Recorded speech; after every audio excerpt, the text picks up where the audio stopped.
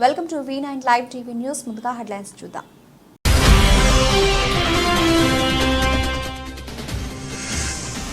నంద్యాల శ్రీ షిరిడి సాయిబాబా విగ్రహ ప్రతిష్ఠా మహోత్సవం ఆహ్వాన పత్రికలు విడుదల చేసిన వైఎస్ఆర్సీపీ పార్టీ కేంద్ర పాలక మండలి సభ్యులు మల్కిరెడ్డి రాజగోపాల్ రెడ్డి.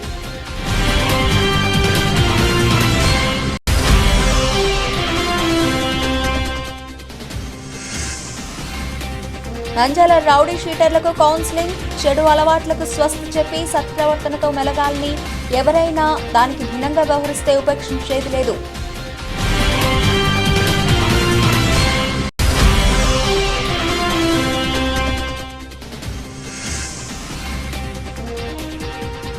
విజయవాడ ప్యాసింజర్ రైల్లో 3 కోట్ల రూపాయల విలువైన 3.5 కేజీల బంగారు చోరీ.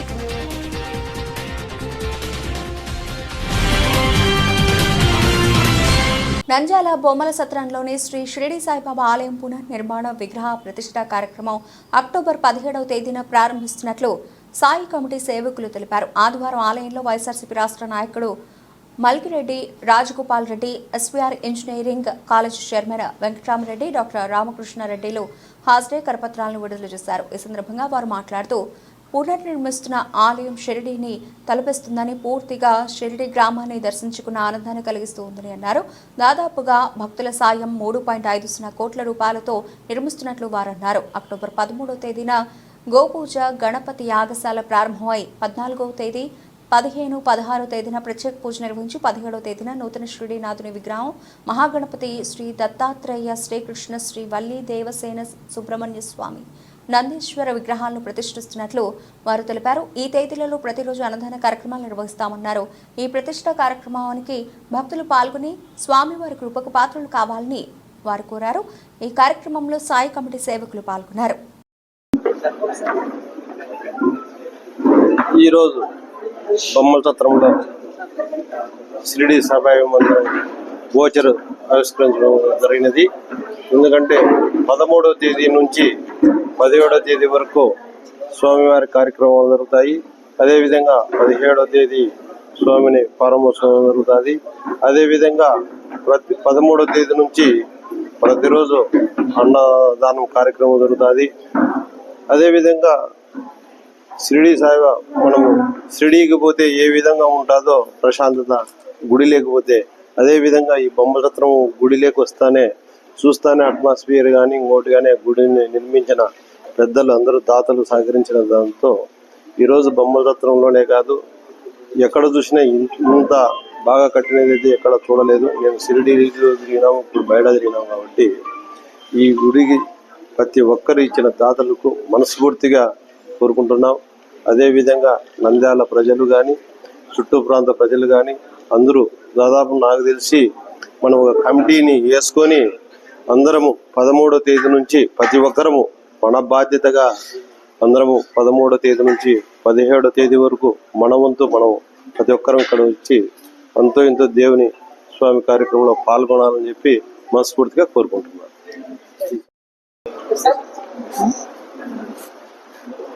నంద్యాల పట్టణంలోని బొమ్మల సత్రం ప్రాంతంలో శ్రీ షిరిడి సాయిబాబా మందిరాన్ని ఘనంగా ఏర్పాటు చేయడం జరిగింది. ఇది షిరిడీలో సాయిబాబా దేవాలయం లాగానే దీన్ని రూపొందించినటువంటి కార్యకర్తలందరికీ, అలాగే ఇందుకు సహకరించిన రాజగోపాల్ రెడ్డి వారి మిత్రబృందానికి అందరికీ కూడా ధన్యవాదాలు తెలియజేస్తున్నాను. సాయి భక్తులకి ఈ మంచి అవకాశం. షిరిడి వెళ్లకుండానే షిరిడీలో ఉన్నటువంటి దేవాలయాన్ని ఇక్కడ అనుభూతి పొందేటువంటి అవకాశాన్ని కల్పిస్తున్నారు. ఈ మన సాయిబాబా మందిర నిర్వాహకులందరూ కూడా, శివ వాళ్ళు, నాగేంద్ర వాళ్ళ బృందం అంతా కూడా బాగా కష్టపడి దాదాపుగా 5 కోట్లకు పైనే, 3.5 కోట్లకు పైనే ఖర్చు పెట్టి దేవాలయాన్ని నిర్మించడం అన్నటువంటిది చిన్న విషయం కాదు.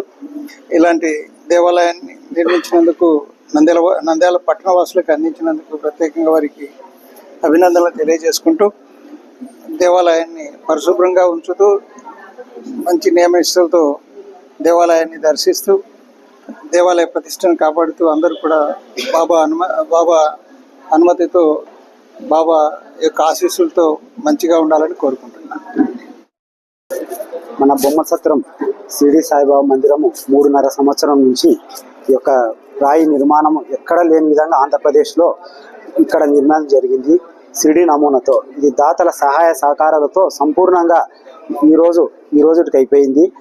వచ్చే నెల అక్టోబర్ 13 నుండి 17వ తేదీ వరకు ఇక్కడ హోమాలు, అన్నదాన కార్యక్రమాలు, అన్ని వివిధ రకాలుగా పూజా కార్యక్రమాలు జరుగుతాయి. 17వ తేదీన 7:53 యంత్ర ప్రతిష్ఠ కార్యక్రమాలు జరుగుతాయి. తదుపరి దర్శన కార్యక్రమాలు, తదుపరి అన్నదాన కార్యక్రమాలు, వివిధ కార్యక్రమాలు జరుగుతాయి. అందరూ నంద్యాల పట్టణ ప్రజలు నుంచి భక్తులు, డోనర్స్, చుట్టు ప్రాంత ప్రజలు, గ్రామ ప్రజలు కూడా అందరూ వచ్చి భక్తులు వచ్చి ఈ యొక్క కార్యక్రమంలో పాల్గొనవలసిందిగా కోరుతున్నాం. నంద్యాల ఎస్పీ ఆదిరాజ్ సింగ్ రాణా ఆదేశాల మేరకు రౌడీ షీటర్లకు పోలీసులు కౌన్సిలింగ్ నిర్వహించారు.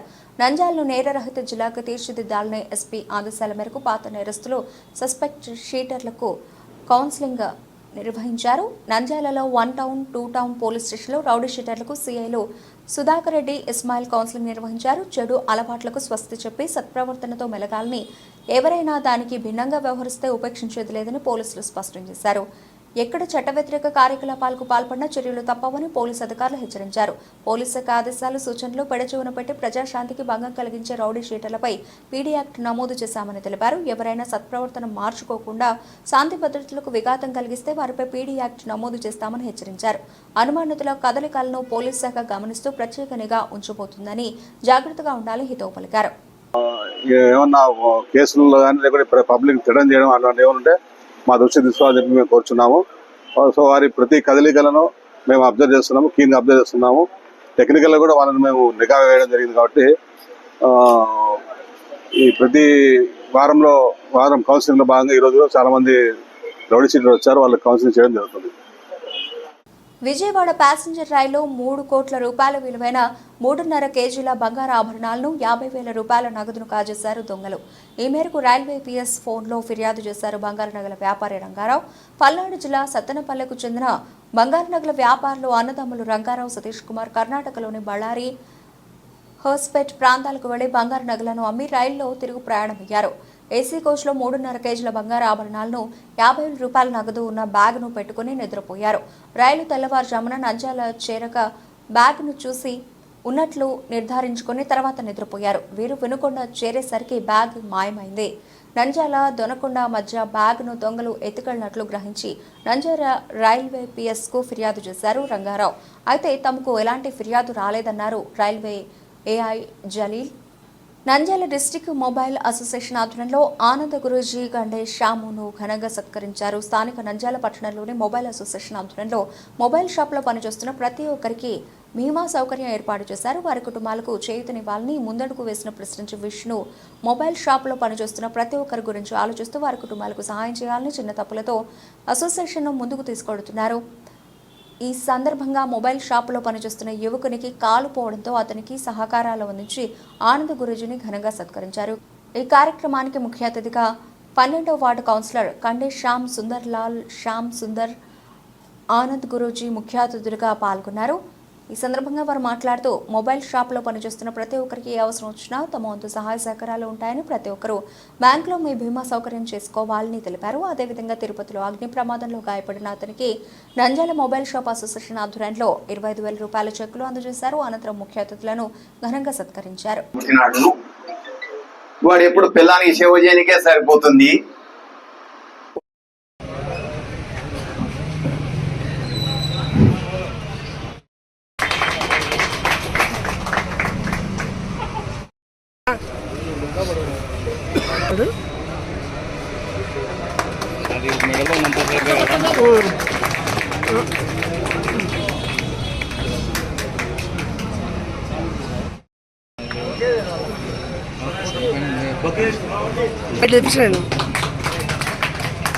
సార్ ఒక్కడి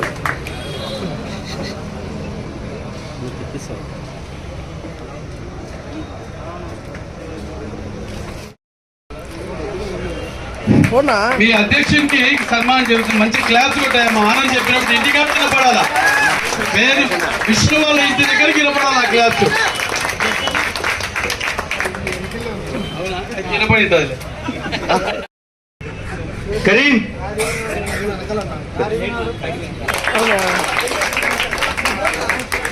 ఈ కార్యక్రమం తర్వాత మనం ఈరోజు నంద్యాల డిస్ట్రిక్ట్ మొబైల్ అసోసియేషన్ తరఫున మన కార్యక్రమం ఏమనగా మన మొబైల్ షాప్లో ఉన్న టెక్నీషియన్స్ అందరికీ యాక్సిడెంటల్ డెత్ ఇన్సూరెన్స్ చేయించడం జరిగింది. అలాగే పెద్దలు ఆనంద్ గురూజీ గారికి సన్మానం చేయడం జరిగింది. ఆ సన్మాన కార్యక్రమం ఎందుకంటే మా మొబైల్ అసోసియేషన్లో ఒక మిత్రునికి యాక్సిడెంటల్ డెత్గా కాలిపోతే గురూజీ గారికి ఫోన్ చేస్తానే ఆర్టిఫిషియల్ లెగ్ పెట్టడం జరిగింది.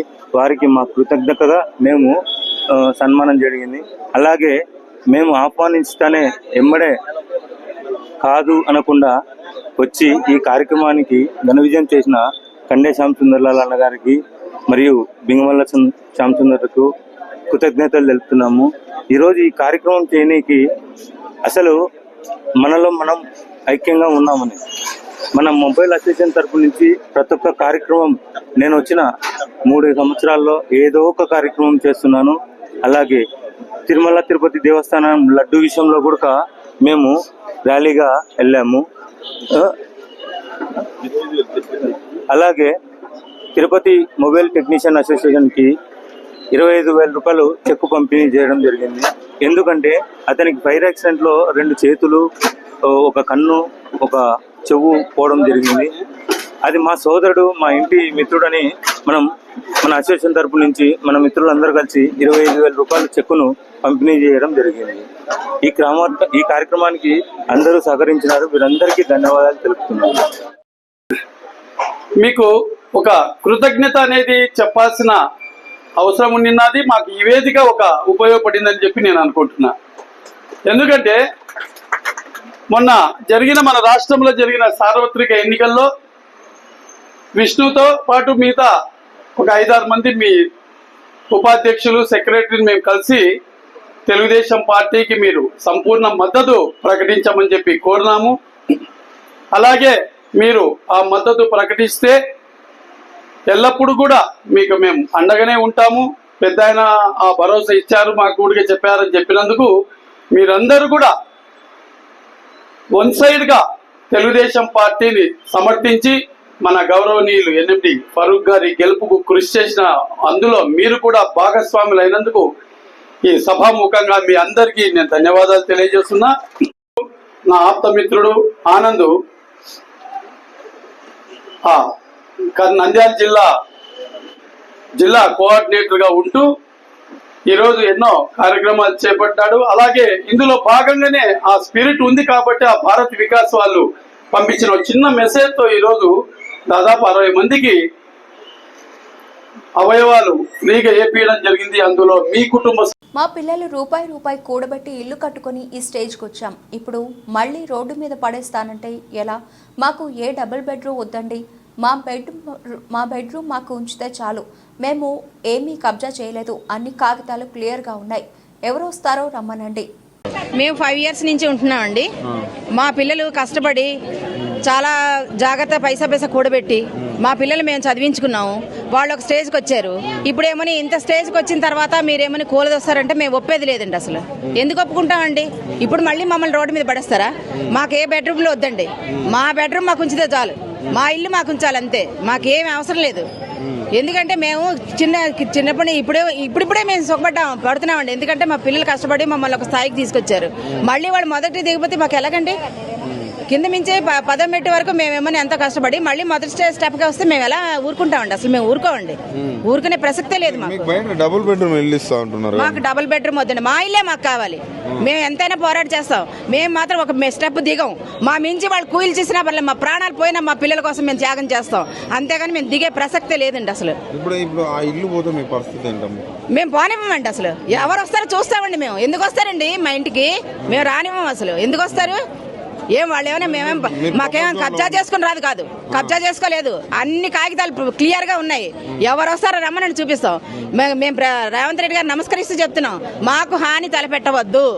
మాకు హాని తలపెడితే మేము ఒప్పుకోము. ఏదండి తండ్రి ఏదైనా కష్టం వస్తే తండ్రికి చెప్పుకుంటామండి. కంచె చేను మేస్తే ఎలాగండి? కంచె చేను మేస్తుందా? మనం భగవంతుడికి దండం పెట్టుకుంటామండి. భగవంతుడే మాకు హాని చేస్తే ఎలాగవుతుందండి? ఒక మినిస్టర్ నిలబడి పెట్టుకుంటాం. నాయకుడు మన కష్టాలన్నీ కూడా తీర్చేవాడు నాయకుడు. మనకు హాని చేసేవాడు నాయకుడు కాదండి. అది మా ఇదనమాట. మేము అసలు ఏ డబుల్ బెడ్రూమ్ మాకు అక్కర్లేదండి, మా ఇల్లే మాకు కావాలి. ఇదే మా శపథం. అంటే మీరు బఫర్ జోన్ లో ఉన్నారు కాబట్టి మేము మా బఫర్ జోన్ అని మాకు ఎలా తెలుస్తుందండి? కొనుక్కుంటేటప్పుడు మాకు చెప్పారు ఎవరైనా? అందరూ చెప్తే కదా మేము వచ్చాము అక్కడికి. కాగితాలన్నీ ఉన్నాయండి, బఫర్ జోన్ అని ఇప్పుడు చెప్తున్నారండి. మాకు చెప్తే మేము ఎందుకు కొంటామండి? హాని అది విషయం తెలిస్తే మేము ఎందుకు వెళ్తాం? పాము కరుస్తుందంటే వెళ్తామండి? మేము అలా చేయట్లేదు. నీట్గా చేసి మొత్తం శుద్ధీకరణ చేస్తాం, మూసిని చాలా మాకు ఏంటి మమ్మల్ని అక్కడ ఉంచకుండా వాడు ఏం చేస్తే మాకు ఎందుకండి? వాళ్ళు ఏం చేస్తే నాయకులు ఏం చేసేయండి? వాళ్ళు ఏం చేసినా మమ్మల్ని అక్కడ ఉంచితే మాది ఉంచి ఉన్న ప్లేస్ లో చేయమనండి సుందరీకరణ, బాగుంటుంది. అంతేగాని మమ్మల్ని ఎక్కడికో తగిలేసి సుందరీకరణ చేస్తామంటే మాకేంటండి ప్రయోజనం? మేము వెళ్ళమండి, ఉన్న ప్లేస్ చాలండి. అసలు చెయ్యాలంటే అక్కడ ఉన్న ప్లేస్ సరిపోతుంది. అంతేగాని మమ్మల్ని పంపించి అతను సుందరీకరణ చేస్తారంటే అక్కడ చూడడానికి ఎవరు ఉండరండి. మనుషులందరినీ తగిలేసి ఆయన సుందరీకరణ చేస్తారంటే ఎవరికంటే ఉపయోగం? అలా చేయకూడదండి అండి ఎప్పుడు. నెల నుండి నిద్ర లేదు, తిండి లేదు. మేము రేవంత్ రెడ్డికి ఇంటికి వెళ్ళిపోతాం. బఫర్ జోన్లో ఉంటే బ్యాంక్లో లోన్ ఎందుకు ఇచ్చారు? రిజిస్ట్రేషన్ ఎందుకు చేశారు? ట్యాక్స్ ఎందుకు కట్టించుకుంటున్నారు? మాకు ముందు తెలియదు కదా. 60 లక్షల లోన్ తీసుకొని కట్టినాం. ఇప్పుడు మేము ఎక్కడికి పోవాలి? ప్రజలను ఇబ్బంది పెట్టి మూసీ సుందరీకరణ చేసి ఏం చేస్తాడు? ముందు ప్రజలను సంతోషపడేలా చేయాలి. మాకు డబుల్ బెడ్రూమ్ వద్దు, ఏం వద్దు. మా ఇండ్లు మాకు కావాలి, సుందరీకరణ చేయమనండి, మేము అడ్డురాము. కానీ జనాలను ఇబ్బంది పెట్టి ఏం చేస్తారండి? శ్మశానం అయిపోతుంది. ఎన్నో సంవత్సరాలు కష్టపడి కడితే మీరు 3 నిమిషాల బుల్డోజర్ తీసుకొచ్చి కూల్చి మా జీవితాలను నొక్కేస్తున్నారు. మనుషులు కావాలి కదా చూడడానికి కూడా. మేము ఇప్పుడు వచ్చి 5 సంవత్సరమా అంతా ఒడగొట్టి అటు ఇటు అమ్మేసుకొని ఇల్లు తీసుకుంటే ఈ కథలు పడతాడు ఈయన వచ్చి. వాళ్ళ ఇంట్లో పోయి మేము ఉందాము, ఆయనకు వచ్చి శుద్ధీకరణం చేసుకుని ఇక్కడ ఉండమని చెప్పండి, పోతుంది ఊకే. వద్దండి ఆయన, అది మేము కష్టంతో మేము తీసుకోలే. మా ఆయన ఆర్టీసీలో మెకానిక్ చేసి డబ్బు జమ చేసి పిల్లలు చదివిస్తే ఇప్పుడు ఆ పిల్లలు తీసుకున్న ఇల్లులో మా ముసలాయన వస్తున్నాడు. ఆయన పిల్లలు తీసుకుంటే దాంట్లో మేము మంచిగా ఉంటున్నాం. అది కూడా పడగొడితే మేము ఎక్కడికి పోవాలి? నిద్ర లేదు, ఇప్పుడు ఒక్క నెల నిద్ర లేదండి, తిండి లేదు. మనుషులకి ఎంత కష్టం అవుతుంది తెలుసా?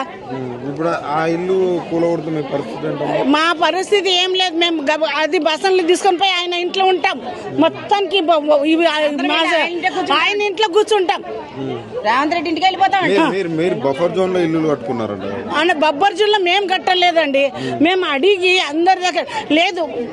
బ్యాంక్ అయినా లోన్ ఎందుకు ఇచ్చిండు? బఫర్ జోన్ ఉంటే రిజిస్టర్ ఎందుకు చేసిండ్రు? బఫర్ జోన్ ఉంటే ట్యాక్స్ ఎందుకు కడుతున్నారు? బొబ్బర్ జూన్ ఉంటే ఇవి అన్ని ఇప్పుడు మాకు ముందు తెలియదు కదా. ఆయన ఇచ్చేటప్పుడు కూడా అడిగినాం, పేపర్లు కూడా చూసినాం. 10 అడుగులు వెనకకుందమ్మా, అది ఇడిసిపెట్టి గోడలు కట్టినాం అన్నాడు ఆయన. అప్పుడు మేము తీసుకున్నాం. అది కూడా ఒకటి కాదు, 60 లక్షలు లోన్ తీసినాం. బాబు 60 లక్షలు లోన్. మా బాబు ఐటీ చేస్తున్నాడు, అక్కడ పోయి జీతం మొత్తానికి వాడే తీసుకుంటున్నాడు బ్యాంక్ అయినా. మన పరిస్థితి లోపల ఏముంటుంది ఆయనకేం తెలుసు? ఎక్కడి నుంచి వస్తున్నాయి డబ్బులు, అంతా ఆరాంగా ఉంటున్నాడు. ఇప్పుడు ఎంత జనం బయట పడ్డారు చూడండి. ఇంతమంది రోడ్డు మీద ఉన్నామంటే ఎక్కడ పోతారు? పిల్లలు చిన్న ఇంత పిల్లల్ని తీసుకొని పిల్లల్ని తీసుకొని ఎక్కడ వద్దాం చెప్పండి? ఏదో మీ సుందరీకరణం చేసుకుంటే చేసుకోండి. అటు 10 ఇటు 10 అడుగులు తీసుకొని చేసుకోండి. సుందరీకరణం కాదా? పోనీ 20 అడుగులు తీసుకొని చేసుకుని సుందరీకరణం. అది ఏం లండన్ సిటీ అండి? లండన్ లో ఎట్లా ఉంటది? లండన్ లో వేరే వాళ్ళకి ఎవరికి రానియలేదు. ఇక్కడ సుందరీకరణ చేసి ఏం చేస్తాడు? మూసి సుందరీకరణ అని చెప్తున్నాడు. ప్రజల్ని ఇబ్బంది పెట్టి ఆయన ఏ లండన్ నుంచి తీసుకొస్తే ఏం లాభం? ఏం చేస్తే ఏం లాభం? ప్రజలని ఫస్ట్ సంతోషపరిచేటట్టు చేయమనండి. చాలా మంది పేదవాళ్ళు ఉన్నారు, గుడిసెలలో ఉన్న వాళ్ళు ఉన్నారు, వాళ్ళకి సహాయం చేయమనండి. ఇప్పుడు మాకు డబల్ బెడ్రూమ్ వద్దు, మాకు ఏ కంపెన్సేషన్ వద్దు, మేమున్న ఇల్లులు మాకు కావాలి అంతే. మీరు ఎన్ని సంవత్సరాల నుంచి ఉంటున్నారు? మేము 20 ఇయర్స్ నుంచి ఉంటున్నాం ఇక్కడే. మేము 20 ఇయర్స్ నుంచి ఇక్కడే ఉంటున్నాము. ఇప్పుడు ఆ ఇల్లు పోతే మీ పరిస్థితి ఏంటమ్మా? చిన్న పిల్లలు. నాకు 2 చిన్న పిల్లలు ఉన్నారు. 2 days ఇప్పుడు RBX అని చెప్పేశాక స్టాంప్ చేశాక 2 days టైం ఇస్తున్నారంట. 2 days లో ఎక్కడికి వెళ్తాం పిల్లల్ని తీసుకొని? వాళ్ళ ఎడ్యుకేషన్ ఏంటి? ఈ స్కూల్ అంతా ఇక్కడ ఎక్కడికి వెళ్తాం మేము? మా పిల్లల పరిస్థితి ఏంటి? రూపాయి కూడేసుకొని కష్టపడి కట్టుకున్నాము. మేమేం పెద్ద హై క్లాస్ నుంచి రాలేదు, మొత్తం గుడిసెలలో ఉన్న వాళ్ళం కాదు. లండన్ ఇండియానే పబ్లిక్ ఇండియాలో అందరు కలిసి ఉంటాం. లండన్ లో ఎవరింట్లో వాళ్ళు దాచుకొని ఉంటే అది లండన్ కాదు, వట్టిగా తినేడే లండన్. ఇక్కడేమో అందరూ జాయింట్ గా ఉంటున్నాం, ప్రేమగా ఉంటున్నాం మన ఇండియా వాళ్ళు. ఆ ప్రేమ ఆయన వడగొట్టొద్దండి. ఆయనకు దండం పెడితే చెప్తాం కానీ ఈ పనులు చేయదు. సుందరీకరణ చేయమనండి, చేయొద్దనట్లేదు, మేము కూడా సపోర్ట్ చేస్తాము. కాకపోతే మా బతుకులతో ఆడొద్దని చెప్పండి. ఇండ్లు ఊలగొట్టి ఏం చేస్తారండి? శ్మశానం అయిపోతుంది, శ్మశాన వాటిక వాళ్ళగా అయిపోతుంది. అది ఏం సుందరీకరణ చేస్తాడు? ఏం పార్కులు చేస్తాడు? ఎవరికి ఉపయోగపడుతుంది? For what use? జనాలను ఇబ్బంది పెట్టి జనాలను రోడ్ల మీదకి వేసినాక ఎందుకు ఆ సుందరీకరణ? మాకు అవసరం లేదు. ఆయన వాటర్ వారుతా అంటున్నాడు, వాటర్ కాదు వారుస్తుంది, మా రక్తపు చుక్కలు వారుతున్నాయి. అందులో ఆ మూసీ నదిలో మా రక్తపు చుక్కలు వారుతున్నాయి. మా మామయ్య 200 జీతం ఉన్నప్పుడు ఇక్కడికి వచ్చి రూపాయి కూడేసి కష్టపడి కట్టిండు ఆ ఇల్లుని. ఇప్పుడు మీరు కట్టడానికి మాకు ఎన్నో సంవత్సరాలు పట్టింది, ఇన్ని సంవత్సరాలు పట్టింది. మేము ఇప్పుడు ఒక కూలికకి వచ్చినాము. ఒకటేసారి మీరు బుల్డోజర్లు తీసుకొచ్చి పెట్టగానే 3 నిమిషాలు కూలిపోతాయి, ఎంతసేపు కాదు కూలడానికి. మా జీవితాలను అట్లా నొక్కేస్తున్నారు పైనుంచి కింది దాకా. మా పిల్లలకి రేపు నాటికి ఏం చెప్పాలి? వాళ్ళు ఏం చెప్తారు?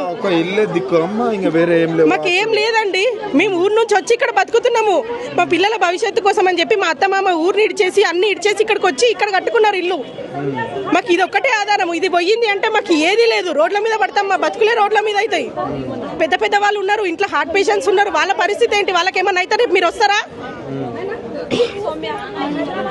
మీరు ఆల్రెడీ బఫర్ జోన్ లో ఉన్నారని అంటున్నారు, మరి ఎట్లా? మరి బఫర్ జోన్ మాకు ఇవన్నీ తెలియదండి, ముందు మాకు చెప్పలేదు. మేము గవర్నమెంట్ లో పర్మిషన్ తీసుకున్నప్పుడు చెప్పలేదు, బ్యాంక్ లోన్ తీసుకున్నప్పుడు చెప్పలేదు. మేము వాటర్ బిల్స్ కడుతున్నాము, కరెంట్ బిల్స్ కడుతున్నాము. ఇవన్నీ కట్టేటప్పుడు వాళ్ళకి తెలీదా? వాళ్ళన్నీ ఎంక్వైరీ చేసుకునే కదా చేసేది, వాళ్ళకి అవన్నీ తెలీదా? పరిస్థితులు ఇబ్బంది ఉంది. మాకేం లేదండి, మా ఇల్లు మాకు కావాలి అంతే. ధైర్యంగా ఉండండి, ఆత్మవిశ్వాసాన్ని కోల్పోతూ ఈ ప్రభుత్వం మీ ఇల్లు ముట్టుకోకుండా మేమే ఒక రక్షణ కవచంలాగా నిలబడతాం. బుల్డోజర్ వచ్చినా జేసీబీ వచ్చినా ముందు మమ్మల్ని ఎత్తాలి తప్ప మీ ఇళ్లను ఎత్తనిచ్చే ప్రశ్నే లేదు. కాంగ్రెస్ పార్టీ హస్తం గుర్తు అంటే ఆపన హస్తమా, భస్మాసుర హస్తమా? కాంగ్రెస్ పార్టీ హస్తం గుర్తును తీసేసి బుల్డోజర్ గుర్తును పెట్టుకోండి. హరీష్ రావు. ముందుగా మీకు ఒకటే మాట, ధైర్యంగా ఉండండి. ఎవరు ఆత్మవిశ్వాసాన్ని కోల్పోదు. ఎట్టి పరిస్థితుల్లో ఈ ప్రభుత్వం మీ ఇండ్లు ముట్టుకోకుండా అవసరమైతే మేమే ఒక రక్షణ కవచంలాగా గోడగా మేము ఎమ్మెల్యేలమందరం వచ్చి మీకు నిలబడతాం. బుల్డోజర్ వచ్చినా ఏ జేసీబీలు వచ్చినా ముందు మమ్మల్ని ఎత్తాలి తప్ప మీ ఇండ్లను ఎత్తనిచ్చే ప్రశ్నే లేదు. ధైర్యంగా ఉండండి. కొంతమంది చెల్లెళ్ళు కొంతమంది మాట్లాడుతూ తమ ఆవేదన వెలుబుచ్చుతా ఉన్నారు. ఎందుకంటే ఇప్పటికే ఈ హైడ్రా పుణ్యమాని 3 ఆత్మహత్య చేసుకున్నారు, 3 ప్రాణాలు పోయినాయి ఇప్పటికే.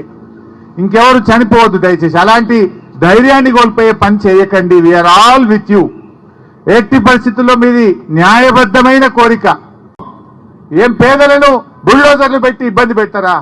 పాపం ఆ గర్భిణీ స్త్రీ, అమ్మాయి పేరు మర్చిపోయిన, 9 నెలల నిండు గర్భిణి సరిత అనే అమ్మాయి ఇక్కడికి వచ్చి నెల రోజుల నుంచి నిద్రపోతలేనన్నా, కంటి మీద కురుకు లేదని 9 నెలల గర్భిణి మాట్లాడుతా ఉంది.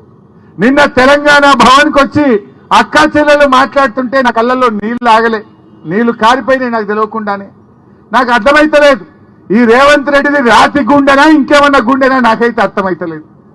మీ బాధలు వింటుంటే, మీ కన్నీళ్లు చూస్తుంటే రాతి గుండె కూడా కరిగిపోతుంది. కానీ రేవంత్ రెడ్డి గుండె ఎందుకు కరుగుతలేదో నాకైతే అర్థమైతలేదు. అయినా ఈ రేవంత్ రెడ్డి ఆయన ఏదో పెద్ద శుద్ధపూస లెక్క మాట్లాడుతుండు. కొడంగల్ల ఆయన కట్టుకున్న ఇల్లే చెప్పుకుంటలు ఉన్నది. రేవంత్ రెడ్డి నువ్వు కట్టుకున్న ఇల్లు రెడ్డి కుంటలో సర్వే నంబర్ 1138లో నీ ఇల్లుంది కదా, ఫస్ట్ నీ ఇల్లు కూడగొట్టు. నీ ఇల్లే రెడ్డి కుంటలున్నది, నీ తమ్ముని ఇల్లే FTL ఉన్నది. నీ తమ్మునికో రూలు, నీకో రూలు, గరీబులకు ఒక రూలా అని నేను అడుగుతా ఉన్నా. ఇదెక్క న్యాయం? పాపం ఒక అమ్మ మిలిటరీ అని చెప్పింది, సరిత అని. వాళ్ళ భర్త పేరు సుభాష్ ప్రసాద్, మిలిటరీలో పనిచేస్తాడని చెప్పింది. ఇంకొక ఆయన చిరంజీవి కూడా నేను మిలిటరీలో రిటైర్ అయ్యానని వచ్చాడు. అంటే వాళ్ళు పాపం దేశాన్ని కాపాడింది. ఈ దేశాన్ని కాపాడడం కోసం దేశ సరిహద్దుల్లో వాళ్ళు పనిచేసి కంటికి రెప్పలాగా ఈ దేశాన్ని కాపాడిన సైనికులు తమ ఇల్లును కాపాడుకోవడానికి ఇలా తండ్లాడుతున్నారు. దేశాన్ని కాపాడిన వాళ్ళు తమ ఇల్లును కాపాడుకోవడానికి రేవంత్ రెడ్డి ప్రభుత్వానికి అప్పీల్ చేస్తున్నా కూడా ఈ ప్రభుత్వం కనికరం లేకుండా మాట్లాడుతూ ఉంది. ఎంత దుర్మార్గం! నీ ప్రభుత్వం ఎన్నో హామీలు ఇచ్చింది. వృద్ధులకు 4,000 పెన్షన్ ఇస్తా అని మాట ఇచ్చినావు. గా పని చేసే ప్రయత్నం చేయి. దానికి డబ్బులు లేవంటుండు. రైతులకు 7,500 రైతు బంధిస్తా అన్నాడు. గా పని చేయమంటే దానికి డబ్బులు లేవు అని మాట్లాడుతున్నాడు. మహిళలకు 2,500 ఇస్తా అన్నాడు. ఇంకెప్పుడు ఇస్తావు రేవంత్ రెడ్డి అంటే డబ్బులు లేవు అంటున్నాడు. ఉద్యోగస్తులకు డిఏ అంటే డబ్బులు లేవు అంటున్నాడు. మూసి మాత్రం 1,50,000 కోట్లు కట్టాడు. దీనికి ఆడికెళ్ళి వస్తాయి డబ్బులు? దీనికి ఆడికెళ్ళి వస్తాయి డబ్బులు అని అడుగుతా ఉన్నా. ముందు ఇచ్చిన హామీల మీద దృష్టి పెట్టు. ఇలా ఆలోచించాలి. కాంగ్రెస్ పార్టీ అంటే హస్తం గుర్తు. హస్తం గుర్తు అంటే మీరు అపన్న హస్తం ఇస్తారా, భస్మాసుర హస్తం అవుతారా? బుల్డోజర్ కి రాజ్యమైంది. రాహుల్ గాంధీ పొద్దుగా లేస్తే టీవీలలో మాట్లాడుతుండు, बुलडोजर राज नहीं चलेगा अंटाడు. फिर तेलंगाना में क्या चल रहा राहुल गांधी? तेलंगाना में आज बुलडोजर का राज चल रहा. ये काम करो, वो आपका हाथ का निशाना निकाल के बुलडोजर का निशाना रख लो तुम. क्या ఏపీ విశాఖ స్టీల్ ప్లాంట్ కార్మిక సంఘాలు మరో ఆందోళనకు సిద్ధమవుతున్నాయి. స్టీల్ ప్లాంట్ పరిరక్షణ ఉద్యమం కార్యాచరణపై వాళ్ళ సంఘాల నేతలు చర్చించారు. ఎల్లుండి నుంచి 3 రోజుల పాటు ప్రజా సంఘాల ఆధ్వర్యంలో నిరాహార దీక్షలు చేపట్టనున్నారు. స్టీల్ ప్లాంట్ను సెయిల్లో విలీనం చేయాలని డిమాండ్ చేస్తున్నారు. ఇవాళ సిఐటి ఆధ్వర్యంలో కూర్మన్నపాలెం నుండి పాత గాజువాక మీదుగా పెదగంట్వాడ వరకు భారీ పాదయాత్ర చేపట్టారు.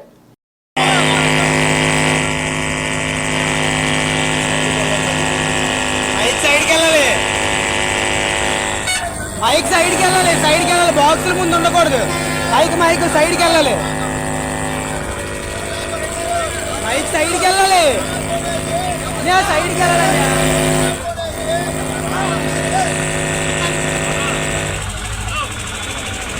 అన్యా మైక్ కొంచెం సైడ్కి వెళ్ళాలి, బాక్సుల ముందు అలాగా. అయ్యా మైక్ ఆపిస్తాడు, సాంగ్ ఉంటాయి.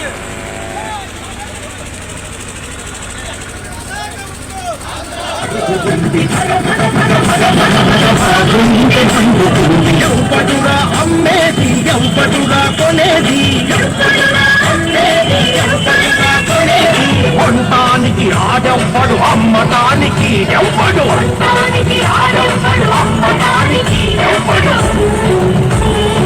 ఆడెవ్వడు ఈడెవ్వడు, హనుమ రోడెవ్వడు, ఇది మా పౌరుల హక్కు.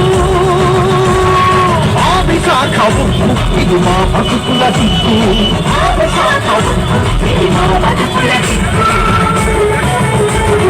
జాతిని నడిపించే దేశమెల్లు పూసల్లో ఆడెత్తు పట్ట కట్టి నిలిచిన విశాఖకు మా జీవన హక్కు.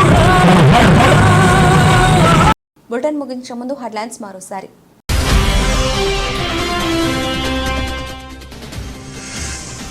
నంద్యాల శ్రీ షిరిడి సాయిబాబా విగ్రహ ప్రతిష్టా మహోత్సవం ఆహ్వాన పత్రికలు విడుదల చేసిన వైఎస్ఆర్సీపీ పార్టీ కేంద్ర పాలక మండలి సభ్యులు మల్కిరెడ్డి రాజగోపాల్ రెడ్డి.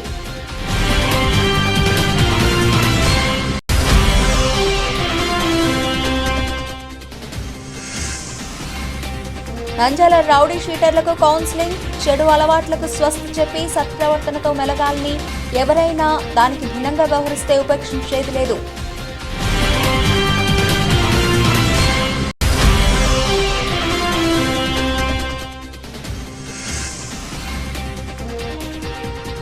విజయవాడ ప్యాసింజర్ రైల్లో 3 కోట్ల రూపాయల విలువైన 3.5 కేజీల బంగారు చోరీ.